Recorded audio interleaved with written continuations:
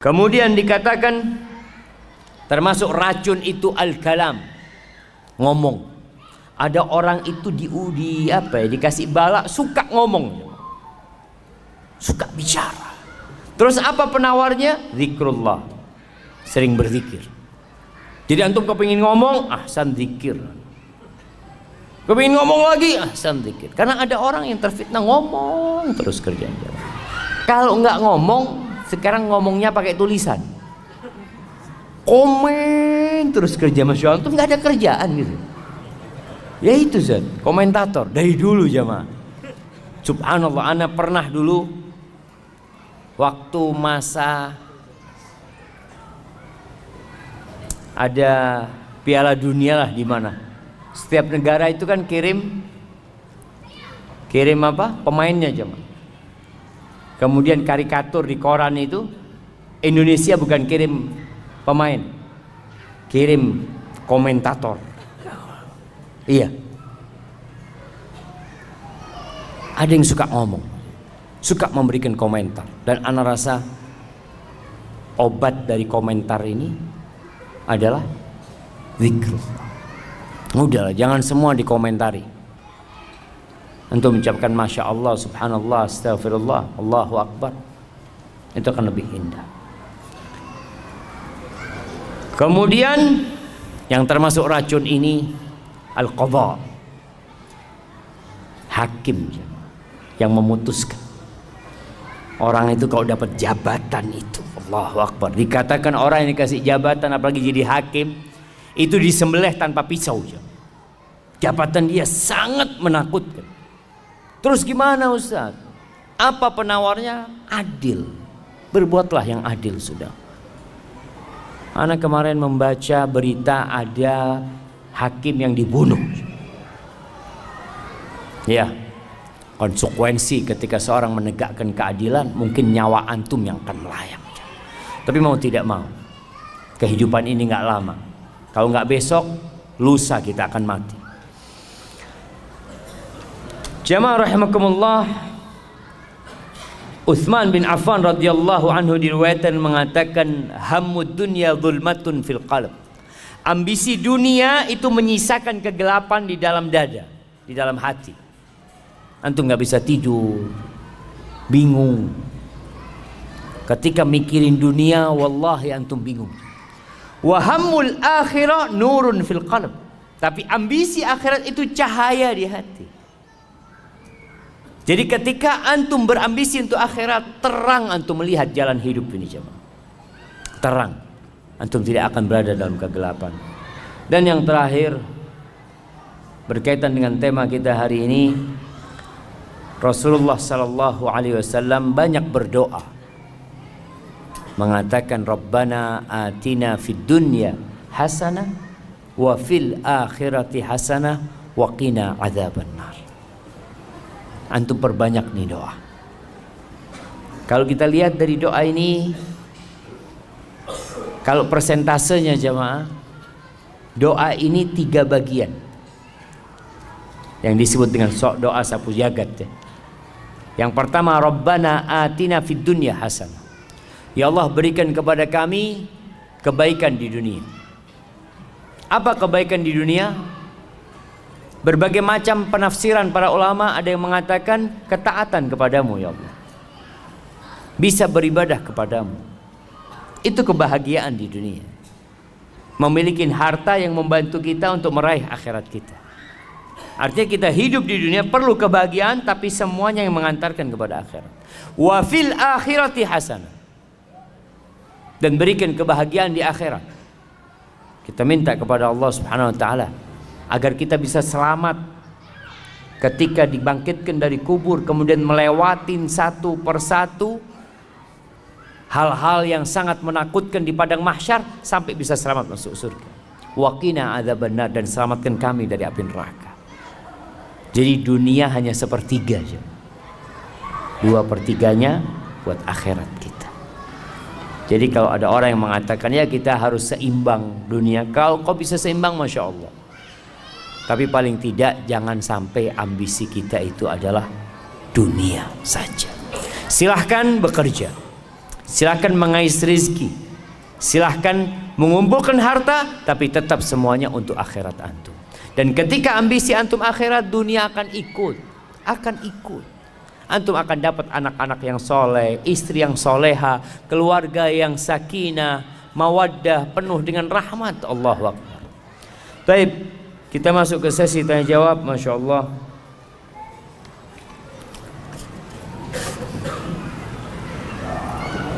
Ini niat jamaah sampai di print sama dia. Apa sekarang ada print yang bisa dibawa ke masjid? Hah? Belum ada jamaah. Printer bisa dibawa ke masjid. Assalamualaikum Ustaz. Waalaikumsalam. Ani mau tanya Ustaz. Di satu sisi kita nggak boleh pede dengan amal dan dosa kita. Bisa saja amal kebaikan kita tidak diterima oleh Allah dan dosa kita belum diampuni meskipun sudah beristighfar misalkan. Tapi di satu sisi kita harus husnudzon kepada Allah. Itu bagaimana Ustadz menyikapi dua sisi yang berbeda ini? Syukran, jazakumullah khair. Masya Allah jemaah. Pertanyaan yang sangat indah. Iya. Jadi kalau bicara dua sisi yang berbeda, kita tuh husnudzon sama Allah, suudzon sama diri kita. Husnudzon gimana? Allah itu tidak ingkar janji. Allah tuh maha pengampun. Allah tuh baik. Allah tuh maha indah. Tapi akunya yang belum benar. Kalau tadi sholat, sholat mungkin ana riya sholatnya, mungkin belum khusyuk sholatnya. Ana sudah istighfar, tapi ana kayaknya ngulangin lagi dosa tersebut. Jadi inilah yang harus ada dalam hamba. Allah ketika menyebutkan tentang orang-orang yang soleh, apa kata Allah? Yad'unana raghaban wa rahaba wa kanu lana khashi'in. Mereka itu terus berdoa, beribadah kepada kami dalam posisi harap-harap cemas. Jadi kondisinya dia berharap, nggak boleh putus asa. Tapi dia juga nggak boleh GR dengan amalan dia. Tetap dia cemas, takut amalnya nggak diterima, takut di dalam amalannya ada sesuatu selain Allah Azza wa Jalla. Jadi posisinya antum tetap berharap kepada Allah dan cemas dengan amalan antum yang mungkin belum sempurna. Oleh karena itu, selesai sholat kita baca apa? Astaghfirullah, minta ampun sama Allah SWT. Ketika antum dengar ayat wa man yattaqillah yaj'al lahu makhrajan wa yarzuqhu min haitsu la yahtasib. Barang siapa yang bertakwa kepada Allah, Allah akan kasih solusi buat dia. Dan Allah akan kasih rizki dari arah yang tidak disangka-sangka. Lalu dia mengatakan, Ustaz, ana ini sudah hijrah, sudah sholat di masjid, sholat malam, kok rizki masih sempit. Oh, ini suudzon sama Allah. Seakan-akan kok janjinya Allah nggak datang. Jangan. Antum harus terus mengatakan, ya Allah, mungkin aku belum pantas mendapatkan, ya Allah, mohon maaf lagi ya Allah. Sampai sebagian ulama mengatakan istighfaruna yahtaju ilal istighfar. Istighfar kita itu perlu istighfar jemaah. Kita udah istighfar, masih perlu istighfar lagi. Karena mungkin istighfar kita belum dari hati. Maka seperti itu yang dimaksud, kita husnudzon sama Allah tapi suudzon sama diri sendiri. Hadza wallahu a'lam.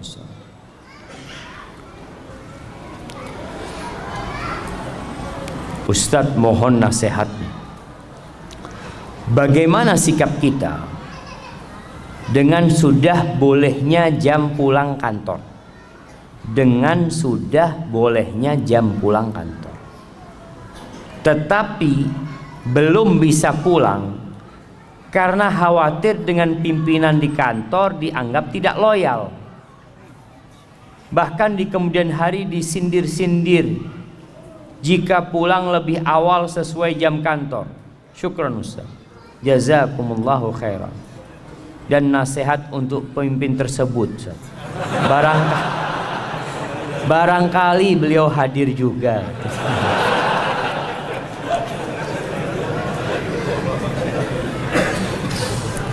Jamaah rahimakumullah. Ya, kalau kita bicara jam kerja, ya udah, laksanakan tugas kita dengan baik Sampai jam kerja usai antum boleh pulang. Tapi ada yang namanya ihsan. Ihsan itu berbuat baik yang lebih dari tugas kita. Artinya kalau memang antum kerja 5 jam, kemudian ada kerjaan yang belum selesai, padahal antum udah boleh pulang sebenarnya. Tapi anda selesaikanlah. Tapi jangan karena bos, tapi karena Allah Azza wa Jalla. Innallaha yuhibbu idza amila ahadukum amalan ayyutqinahu. Allah tuh suka kalau seorang di antara kalian beramal untuk menyempurnakan pekerjaannya. Ini babnya bukan gaji lagi. Kalau antum lembur ada gaji. Tapi ini babnya pahala di sisi Allah Azza wa Jalla. Kemudian kalau antum dikatakan tadi untuk menjaga kebersamaan di kantor ya. Mungkin bos punya kerjaan yang belum selesai yang perlu kita bantu. Makanya antum jaga hubungan baik dengan bos, dengan atasan. Datang, bos, ada yang bisa anda bantu? Kalau enggak anda pamit mau pulang, bos. Jadi tetap hubungan itu baik. Atasan merasa dihargain. Kenapa? Apa nggak bisa seperti itu? Atau kita yang penting pulang sudah. Udah jam kantor selesai, bos. Anda nggak perlu pamit sama antum. Masya Allah. Ini hanya sekedar babnya bab adab lagi. Ketika antum datang, bos, ana ada acara, kalau diizinkan ana mau pulang dulu. Tapi kalau ada kerja yang bisa ana bantu, ana bantu. Komunikasi yang baik jemaah, sehingga nggak ada lagi sindir-sindiran kayak gitu. Dan sejatinya bos kalau ngelihat sudah waktunya pulang, fadhol pulang. Tapi kan masalahnya kita menjaga kebersamaan di dalam sebuah tempat kerja.